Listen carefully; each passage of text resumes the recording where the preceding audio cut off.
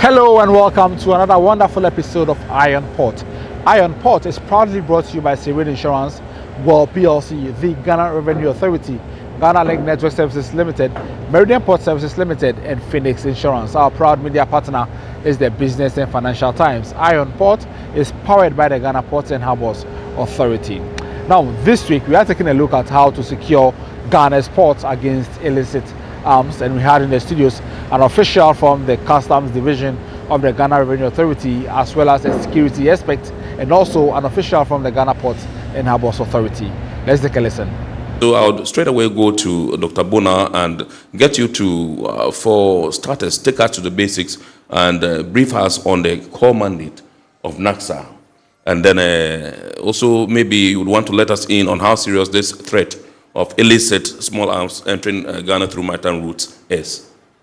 It is so serious. You know, I have always said that illicit arms are more dangerous than illicit drugs. Right. You see, if I have, let's say, this red or something. Yes, they call it If I red. ingest it, Right. it's me. It's me. Yes. But if I had a weapon and the I threat had goes to others. bullets, Yeah. I can use the weapon. You would use the weapon. Your great-grandchildren will use the weapon. Yeah. So it is something that can be used for over 100 years.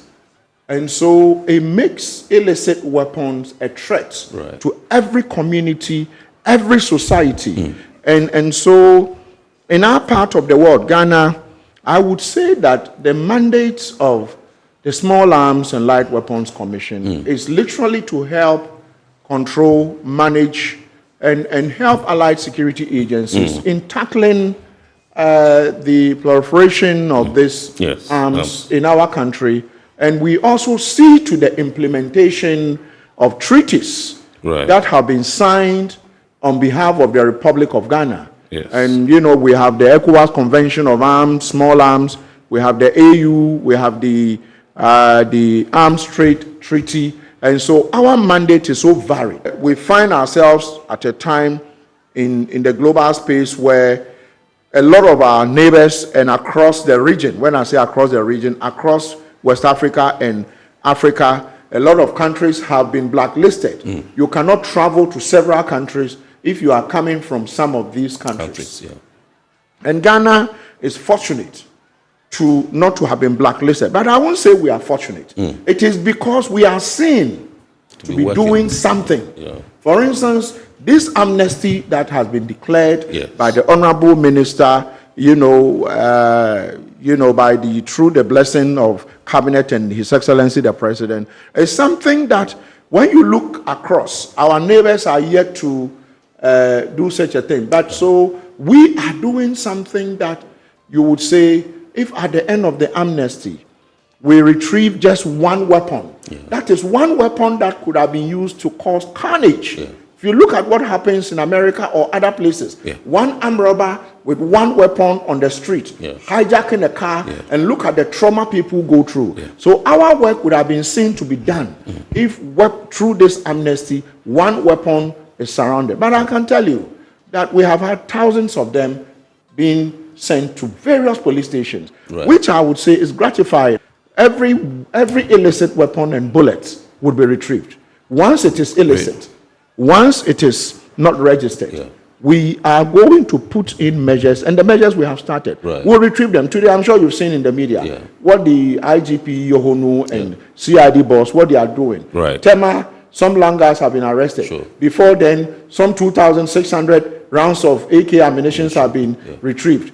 And then, subsequently, 1,000 rounds of BBAA cartridges have been retrieved. When you go to the port, my team is there. We are doing a lot to ensure that when Ghanaians sleep, they sleep. Because with weapons that are not registered in the hands of people, it will be very difficult to say if we don't retrieve them, Ghana is going to remain safe. Awesome. Let me come to Mr. Bekai and find out from you what the current situation is like at the ports regarding small arms smuggling and how big a concern it is. All right. I will start by saying that the threat of illicit arms smuggling is a global threat. all countries are finding ways and means to battle it, including the almighty United States of America. Right. And so Ghana is not an exception. Absolutely. We admit that the problem exists, is an existential threat to our ports and borders, our land borders as well. These are activities that are carried out by highly networked individuals with sophisticated means and resources, always planning ahead of security agencies, putting counterintelligence ahead of agencies to be able to outwit the system. So they are really working hard to succeed. However, from customs perspective, being the gatekeepers of Ghana's borders in terms of goods that move in and out of the country, we have been doing our best to ensure that we put the situation at the port under control. Working together with all our agencies, we have been doing our best. And this brings me to say that the past records is there to demonstrate that we have been making some successes in terms of interceptions at the port. For example, in the year 2024, November, through the vigilance of the inspection officers at the Golden Jubilee Terminal, we seized over 53 sidearms, which were concealed in barrels that were declared as personal effect. Before then, in 2021... When you say sidearms, what do you mean? So, I mean pistols. Okay. Pistols, right. yes. Side, okay. Exactly. Right, sure. Together with quantities of rounds of ammunition and magazines that were being imported into the country. Right. But even before then, in 2021, it will interest you to know that we intercepted another consignment that was being smuggled by a military officer of the United States of America, a major for that matter. So it buttressed the point that I said that these activities are carried out by highly networked individuals who are well organized in their operations, and they do their possible best to outwit. But was that military officer a black or a white? So he was a Ghanaian military officer in the States. So through the collaboration with our U.S. counterparts, we even sent officers to U.S.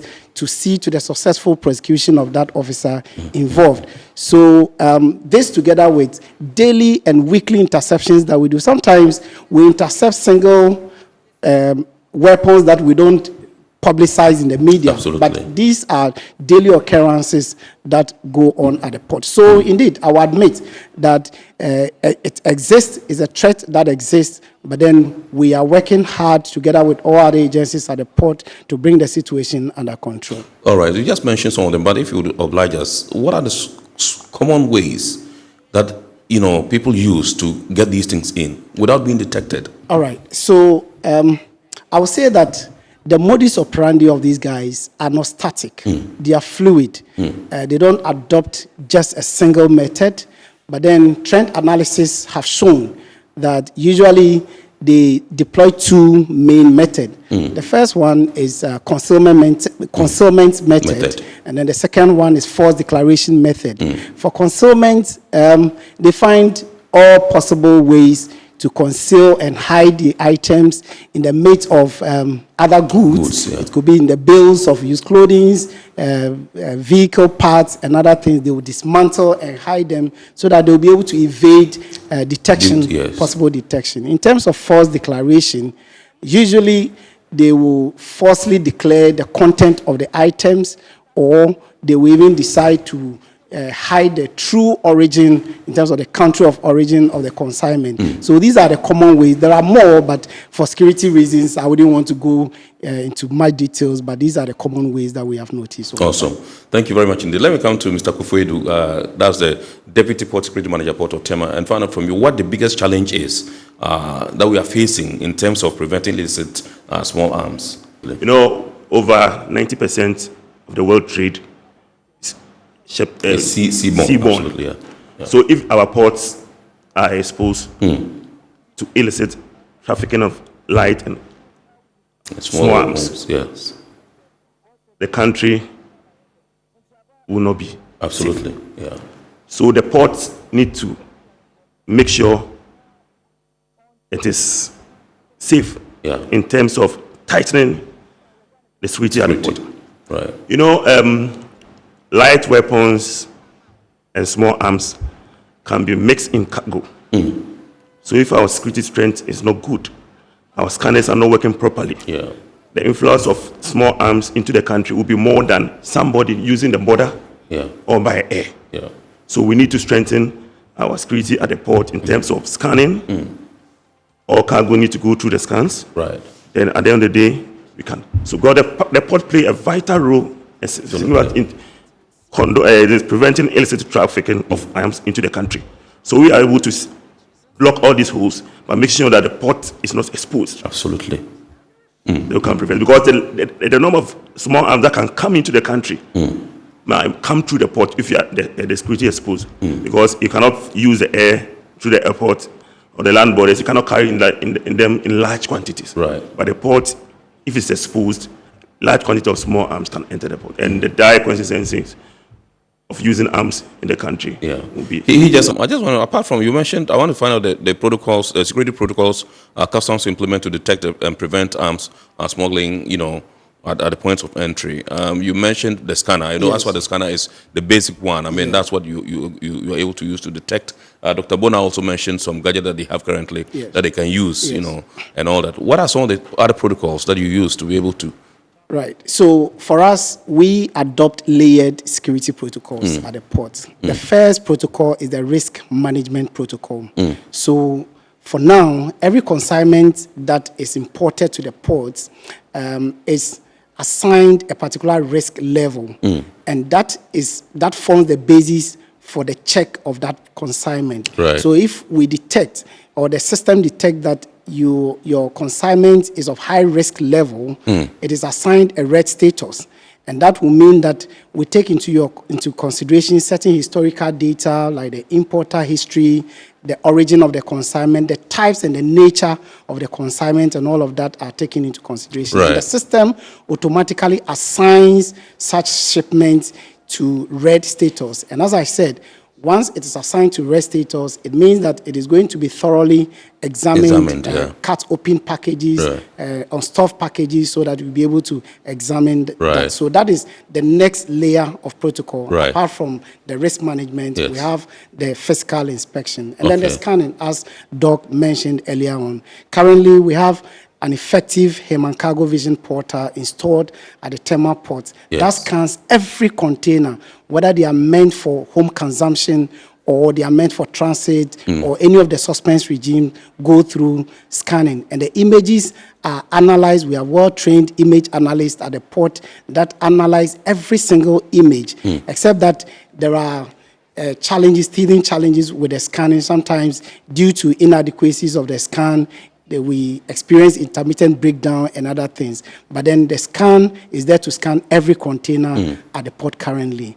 Then other layer of security checks, we have the K9 unit. We have K9 capabilities. So sometimes things that cannot easily be detected by human effort, the dogs are well trained and specialized in various fields. We have dogs for weapons. We have dogs for detection of drugs. We have dogs for the detection of currencies and all other illicit substances. So I need that kind of dog, the one that detects the currencies. So I want to move my neighborhood. He'll be sniffing around to see where the loot is.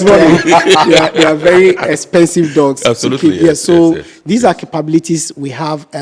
We also have the van that Doc spoke about. We have the radiation detection van that is able to detect things that are concealed in spaces. So we run the vehicle around a particular container, and then we're able to. So these are some of the security protocols that are currently in place at the port. Awesome. Let me come to Mr. Kufedu, the Deputy Port Security Manager, Port of Tema, and find out from you how the Port Security Unit collaborates with other agencies such as law enforcement and customs in particular to combat illicit arms trafficking. We have a joint security team that we meet every quarterly. Zabaka is part of it. So we meet, discuss security issues in the port. All stakeholders will bring on board what they've observed and what we need to do. We also have a joint patrol with Navy and the Marine Police on the at Anchorage. We also do a joint inspection with customs, especially cargo leaving the port. They make sure that duty has been taken, everything is in order. We also make sure that GPHA revenue has been taken before we clear it. Right. We do this all with even immigration when we disembark this store away from Nigeria. Right. They're also part of it. All the stakeholders in the port are part of this. Let me add up to, we also have a dog trained to sniffer Okay. arms. Is it for currency or arms? For arms. Okay. It was, when we had it at the Ghana Dog Academy. Okay. 9 are for tracking of humans, not to away, and 1 is for, and it is very effective. We did it at the training, and we tried it in the port too. Wow. We are working. So we joined team, we are together. Let's go to Dr. Bona once again, and then find out from you if you can tell us more about the amnesty thing before we begin to take the calls. Yeah, so thank you very much. With the Commander amnesty, Bakaya. you know, for a very long time, we haven't had an amnesty. Yes. And for a very long time, we haven't had this heightened state of alertness and also discussion when it comes to firearms. Yes. And so there was a need for, when I was privileged to be appointed to head the commission, Yes. think alongside my management, JB and the rest at the commission, and my Right. board.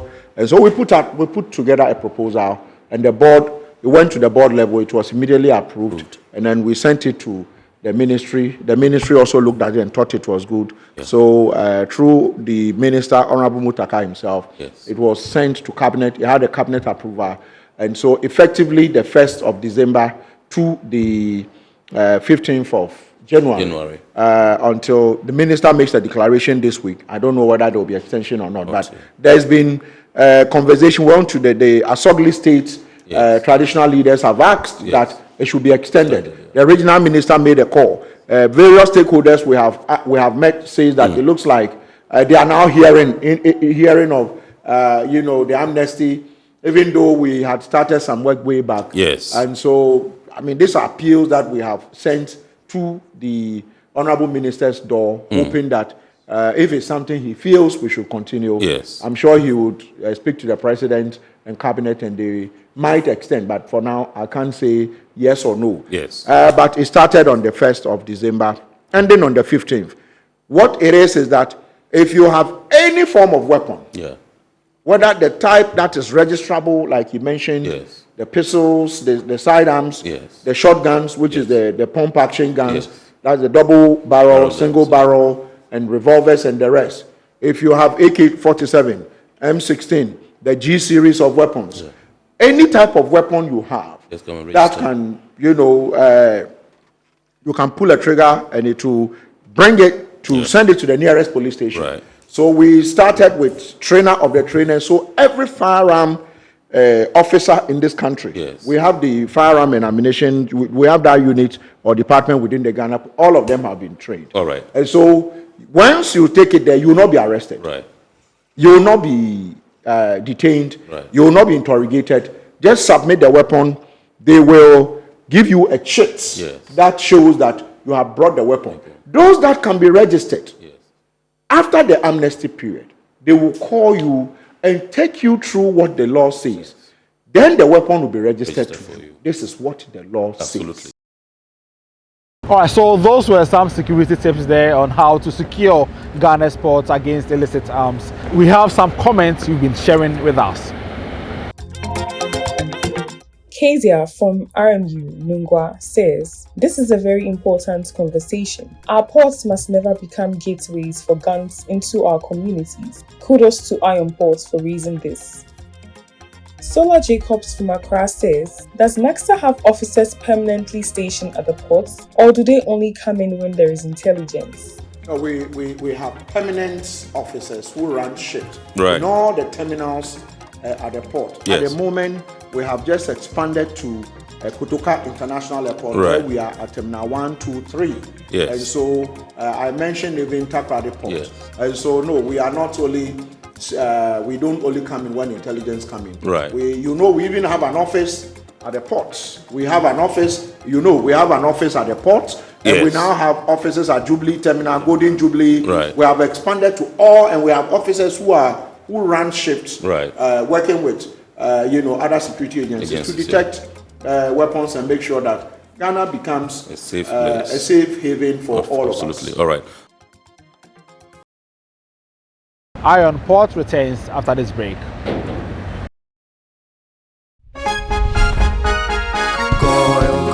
Good Energy brings you quality choices with Goil Super XP. Available in many Goil stations nationwide. It is fortified with special additives that help your engine perform better and use less fuel. Branch into a Goil station today and energize your ride with Goil Super XP, compatible with most vehicles. Goil Super XP, Wufilia, huh? Wubefeel. Goil, good energy. Yeah, yeah. Electricity, then pay your taxes.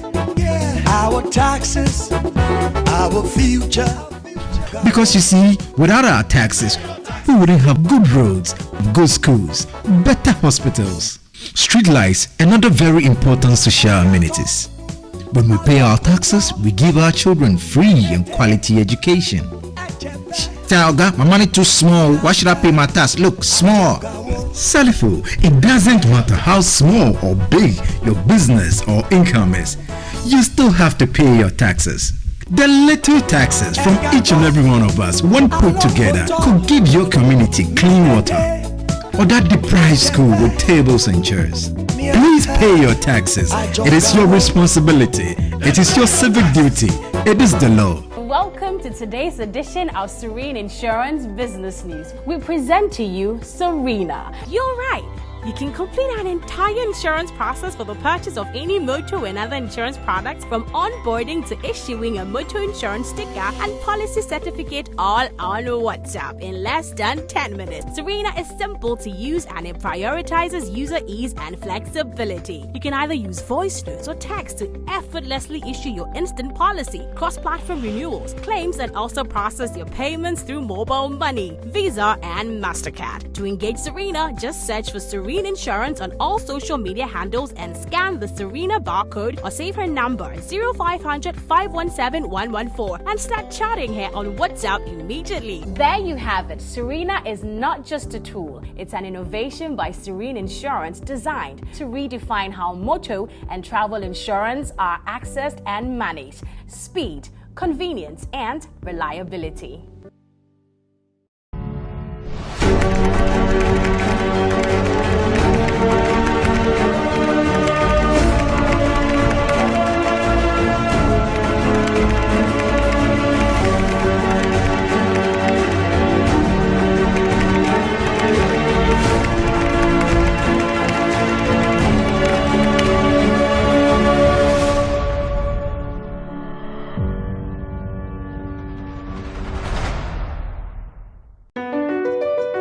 MPS Terminal 3 is Africa's new state-of-the-art container terminal at Tema Port.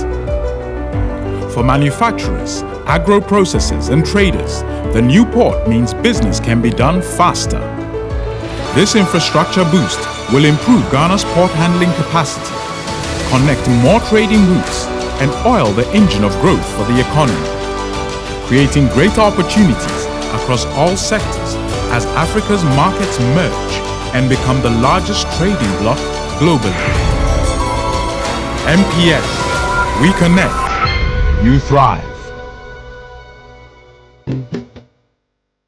At Phoenix Insurance, we make the unpredictable predictable and the uncertain certain with our range of products, including motor insurance, fire insurance, engineering insurance, marine insurance, accident insurances, and all types of bonds. We have you covered. We also support you with risk management advice to enable you stay focused on your business. Take a policy with Phoenix Insurance today. We help you rise from adversity stronger and more secure. Contact us on 0302 246319 or 0302 246644 or any of our branches, agencies, and brokers spread across the nation. You can as well connect with us on our WhatsApp chatbot. FIBA is waiting to assist you. Make the future predictable with Phoenix Insurance. Phoenix Insurance, a delightful service experience delivered with wisdom.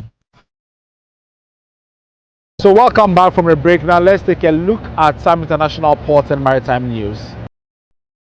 The United Arab Emirates has begun a significant military withdrawal from positions around the Gulf of Aden and the southern Red Sea following growing regional opposition. The pullback comes after tensions linked to UAE-backed forces in eastern Yemen and wider diplomatic fallout involving Somaliland and regional allies. Heavy military airlift and sealift operations have been observed, suggesting a well-coordinated extraction of Emirati personnel and equipment. While the full extent of the withdrawal remains unclear, the shift could reshape regional security dynamics and affect maritime surveillance in one of the world's most sensitive shipping corridors. Singapore has commissioned its first fully electric harbour tug, built by Pax Ocean Group and powered by ABB, ahead of deployment in April 2026. The vessel is part of the Maritime and Port Authority of Singapore's strategy to require all new harbour craft to be electric or net zero fuel ready by 2030.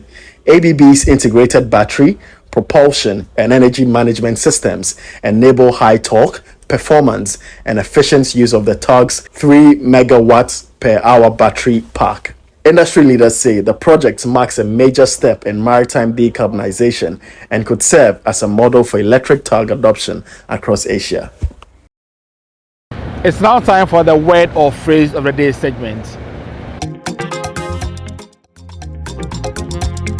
Torque, in the maritime engineering context, is the turning power that makes a ship's engine spin the propeller and move the vessel through the water. In simple terms, it is the twist force that helps a ship start moving, push heavy loads, and respond quickly during maneuvers, especially at low speeds.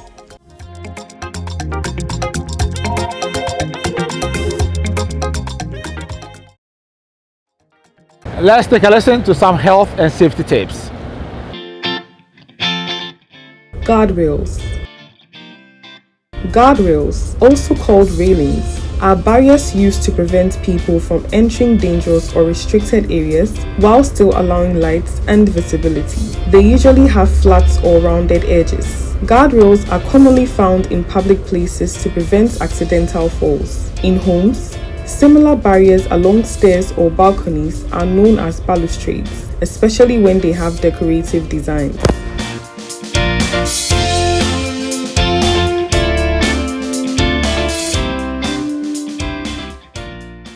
So schedules of vessels in the port, those at anchorage and those expected in the cabin rig, plus the Bank of Ghana exchange rate you need to know to clear your goods from the port next.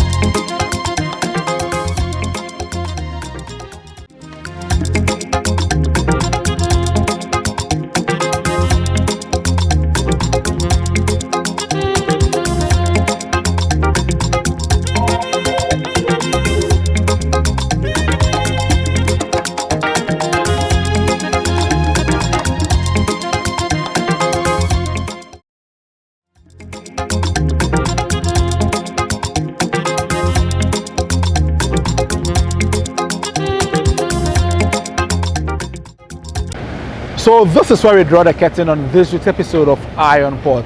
Thank you for watching, and thanks to the entire crew. Join us same time next week, and also follow us on our various social media platforms on your screens.